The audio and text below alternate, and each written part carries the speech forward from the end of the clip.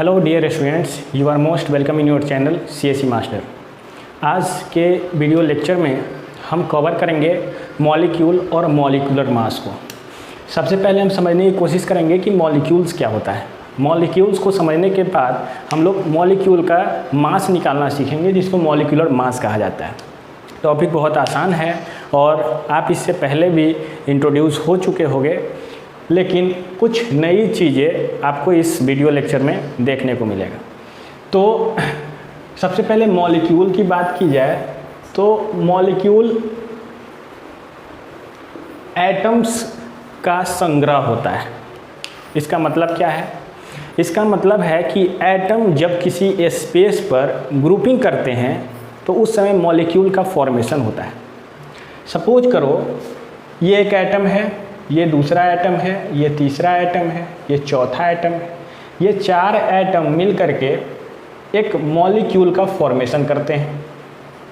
अब क्या कोई भी चार एटम या कोई भी तीन एटम या कोई भी कुछ नंबर ऑफ एटम ग्रुपिंग करेंगे तो मॉलिक्यूल का फॉर्मेशन होगा?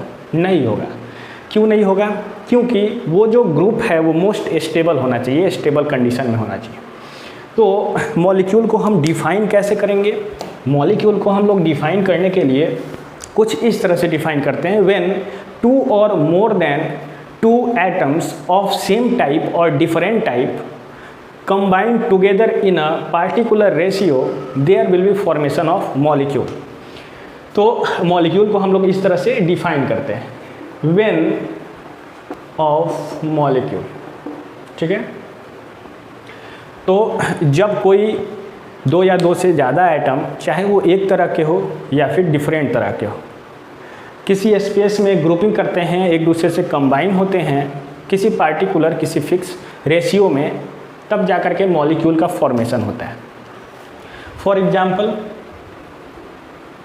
अगर एग्जांपल की बात की जाए तो आपने हाइड्रोजन सुना होगा। हाइड्रोजन एक एलिमेंट है और जब दो हाइड्रोजन एक दूसरे से कंबाइन करते हैं तो एक हाइड्रोजन मॉलिक्यूल का फॉर्मेशन होता है। एक हाइड्रोजन और दूसरा हाइड्रोजन जब एक दूसरे से कंबाइन होता है तो दोनों हाइड्रोजन के बीच में एक बॉन्डिंग बनता है और बॉन्डिंग बनने के बाद वो एक मॉलिक्यूल में कन्वर्ट हो जाता है। मतलब कि अब ये जो हाइड्रोजन बॉन्डिंग है, बीच में इनके जो बॉन्ड है वो नहीं टूटेगा, उसको तोड़ने के लिए एक एनर्जी की आवश्यकता पड़ेगी। तो एटमॉस्फेयर में ये H2 के फॉर्म में प्रेजेंट रहेगा। ठीक ऐसे ही अगर एक ऑक्सीजन एटम है, दूसरा ऑक्सीजन एटम है, ये दोनों जब कंबाइन होते हैं तो ये डबल बॉन्ड के साथ कंबाइन होते हैं और इस प्रकार O2 मॉलिक्यूल का फॉर्मेशन होता है। ठीक, ये सब क्या है? मॉलिक्यूल है। ठीक ऐसे ही अगर हम लोग क्लोरीन की बात करें तो जब दो क्लोरीन एटम एक दूसरे से कंबाइन करता है तो वहाँ पर एक बॉन्ड का फॉर्मेशन होता है और ये बॉन्ड कोवेलेंट बॉन्ड होता है। ऑक्सीजन में भी बॉन्ड कोवेलेंट बॉन्ड होता है, हाइड्रोजन में भी बॉन्ड कोवेलेंट बॉन्ड होता है, इलेक्ट्रोवेलेंट बॉन्ड भी होता है, हम लोग आगे देखेंगे। तो कोवेलेंट बॉन्ड यहाँ बन गया तो ये Cl2 मॉलिक्यूल का फॉर्मेशन हो जाता है। ये तो सेम टाइप के एटम जब कंबाइन हुए तो मॉलिक्यूल का फॉर्मेशन हमने देखा। ये सेम टाइप के हैं। अब थोड़ा डिफरेंट टाइप के मॉलिक्यूल का फॉर्मेशन करते हैं, मतलब कि जो डिफरेंट टाइप के एटम से बनते हैं। जैसे नाइट्रोजन है और 3 हाइड्रोजन से कंबाइन करेगा तो ये कुछ हाइड्रोजन का फॉर्मेशन करेगा और ये NH3 मॉलिक्यूल बनाएगा। ठीक है, ठीक ऐसे ही एक कार्बन जब दो ऑक्सीजन से कंबाइन करेगा तो यहाँ पर CO2 का फॉर्मेशन होगा और इस प्रकार CO2 मॉलिक्यूल बन करके तैयार हो जाएगा। तो मॉलिक्यूल का फॉर्मेशन कुछ इस तरह से होता है। यहाँ पर देखिए, जब दो डिफरेंट टाइप के एटम्स कंबाइन हुए तो मॉलिक्यूल का फॉर्मेशन हुआ, और यहाँ जब दो सेम टाइप के मॉलिक्यूल कंबाइन हुए तो मॉलिक्यूल का फॉर्मेशन होगा। तो अभी तक तो हमने मॉलिक्यूल को समझ लिया, मॉलिक्यूल को जान लिया। बहुत सारे मॉलिक्यूल हैं, जितने भी कंपाउंड्स हैं उनके कंस्टिट्यूएंट पार्टिकल मॉलिक्यूल ही होते हैं। मतलब कि कंपाउंड का स्मॉलेस्ट यूनिट मॉलिक्यूल होता है और एलिमेंट का स्मॉलेस्ट यूनिट एटम होता है। ये हमने पहले डिस्कस किया था। तो जितने भी कंपाउंड्स हैं उसमें मॉलिक्यूल होंगे और वो सारे मॉलिक्यूल और भी एग्जांपल के लिए जैसे H2SO4 this is a molecule of hydrochloric acid, sorry sulphuric acid, and HCl molecule of hydrochloric acid, K2Cr2O7 potassium dichromate का मॉलिक्यूल है। ऐसे ही KMnO4। तो ये सारे कंपाउंड के मॉलिक्यूल्स हैं, ठीक है। और इसमें आप देख सकते हो यहाँ पर 2 हाइड्रोजन है, 1 सल्फर है और 4 ऑक्सीजन के कॉम्बिनेशन से बना है। यहाँ पर 1 हाइड्रोजन और 1 क्लोरीन के कॉम्बिनेशन से HCl का फॉर्मेशन हुआ है। यहाँ पर 2 पोटेशियम, 2 क्रोमियम और 7 ऑक्सीजन के कंबाइन होने से ये मॉलिक्यूल बना है। यहाँ पर 1 पोटेशियम, 1 मैंगनीज और 4 ऑक्सीजन एटम के कॉम्बिनेशन से ये मॉलिक्यूल बना है। तो मॉलिक्यूल का फॉर्मेशन हमेशा 2 या 2 से ज़्यादा एटम, चाहे वो एक तरह के हो या डिफरेंट तरह के हो, के कॉम्बिनेशन से बनता है। अब हम मॉलिक्यूलर मास को समझते हैं कि मॉलिक्यूलर मास क्या होता है। मॉलिक्यूलर मास समझने के लिए हमें सबसे पहले एटॉमिक मास पता होना चाहिए। तो एटॉमिक मास कैसे पता चलेगा सर?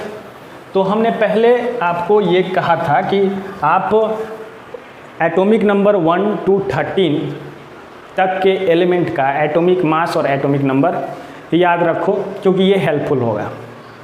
जो भी मॉलिक्यूल्स, जो भी कंपाउंड आप देखोगे वो इन्हीं रेंज में से आपको देखने को मिलेगा और उसका एटॉमिक मास आपको यूज़ करना होगा।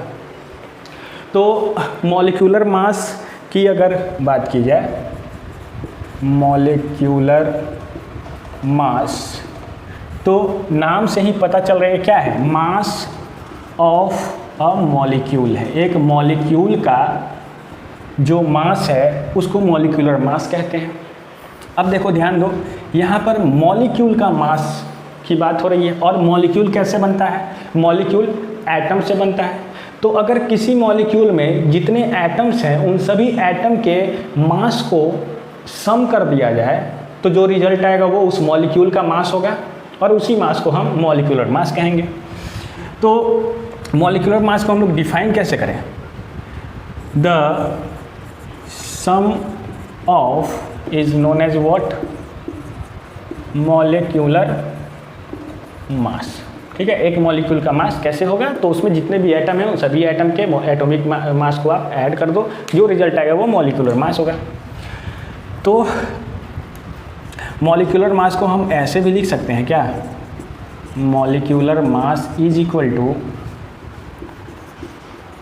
सम of mass of individual atoms. ठीक है, हम कुछ इस तरह से एटॉमिक मास को लिख सकते हैं। जैसे एग्जाम्पल के लिए, एग्जाम्पल की बात की जाए अगर, तो हमने ले लिया H2O को। H2O एक मॉलिक्यूल है, वाटर का मॉलिक्यूल है H2O। अब देखो H2O में क्या क्या है? तो 2 हाइड्रोजन है और 1 ऑक्सीजन है, यही है। तो यहाँ से 1 हाइड्रोजन का एटॉमिक मास आपने याद किया होगा 1। तो ऐसा 2 हाइड्रोजन है तो 2 हाइड्रोजन का एटॉमिक मास मल्टीप्लाई हो जाएगा 2 से। ऐसे 1 ऑक्सीजन है, ऑक्सीजन का आपने एटॉमिक मास याद है 16, तो ये हो जाएगा 18। ठीक है, ये 18 जो नंबर आया है ये H2O का क्या होगा? मॉलिक्यूलर मास होगा। तो molecular mass of H2O is equal to 18 हम लिख सकते हैं। दूसरा एग्जाम्पल हम ले लेते हैं। अब देखिए HCl, ये है हाइड्रोक्लोरिक एसिड। हाइड्रोक्लोरिक एसिड, यहाँ पर 1 हाइड्रोजन है और 1 क्लोरीन है। तो दोनों का एटॉमिक मास का सम जो आएगा वो मॉलिक्यूलर मास होगा। तो 1 हाइड्रोजन का मास 1 और एक क्लोरीन का मास 35.5। तो यहाँ से जो वैल्यू निकल के आती है वो आती है 36.5। तो 36.5 जो है ये हाइड्रोक्लोरिक एसिड का मॉलिक्यूलर मास हो जाता है। और थोड़ा सा बड़े एग्जाम्पल की हम लोग बात करते हैं, जैसे sulphuric acid. Okay, sulphuric acid की अगर बात की जाए तो इसका मॉलिक्यूल H2SO4 होता है। यहाँ पे अगर आप देखोगे तो 2 हाइड्रोजन है, 1 सल्फ़र है और 4 ऑक्सीजन है। एक हाइड्रोजन का एटॉमिक मास 1 होता है और ऐसा 2 हाइड्रोजन है। एक सल्फ़र का एटॉमिक मास 32 होता है, तो एक सल्फ़र है तो मल्टीप्लाई बाई 1। एक ऑक्सीजन का एटॉमिक वेट 16 होता है, तो दिस इज़ मल्टीप्लाइड बाई 4 क्योंकि 4 ऑक्सीजन है। इसको जब आप ऐड करोगे 2 + 32 + 64 तो आएगा 98। मतलब 98 सल्फ्यूरिक एसिड का मॉलिक्यूलर वेट होता है। अगर और भी एग्जाम्पल की बात की जाए तो बहुत सारे एग्जाम्पल्स ऐसे हो सकते हैं। बस आपको ये पता चल जाए कि मॉलिक्यूलर मास किसी भी मॉलिक्यूल का कैसे निकालोगे। तो हमने क्या कहा, हमने कहा कि मॉलिक्यूलर मास को आप जितने भी एटम्स हैं उन सभी एटम के एटॉमिक वेट को, एटॉमिक मास को सम कर दो तो मॉलिक्यूलर मास निकल जाएगा। तो आप लोग कुछ मॉलिक्यूल्स हैं जिनका मॉलिक्यूलर मास आप निकाल करके प्रैक्टिस कर सकते हो। फाइंड द मॉलिक्यूलर मास, ऐसे हैं K4FeCN6।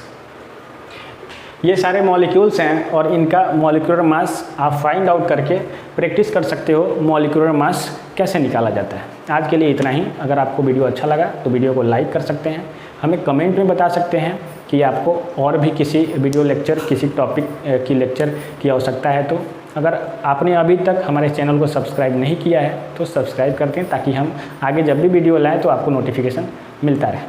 थैंक्स।